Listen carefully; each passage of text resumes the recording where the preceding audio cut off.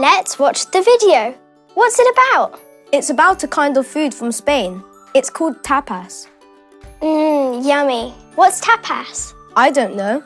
Let's watch and find out. Hi, I'm Mateo, and I'm a chef. I work in a restaurant in Spain. I make tapas. Tapas are little plates of different food. People eat them in restaurants or cafes. Tapas are traditional in Spain, and they're delicious.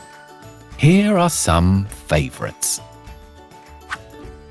These are garlic prawns. First, you need some oil. Chop the garlic and add it. Now add the prawns and cook. Finally, add some spices. And this is a classic, Spanish omelette. It's called tortilla de patatas.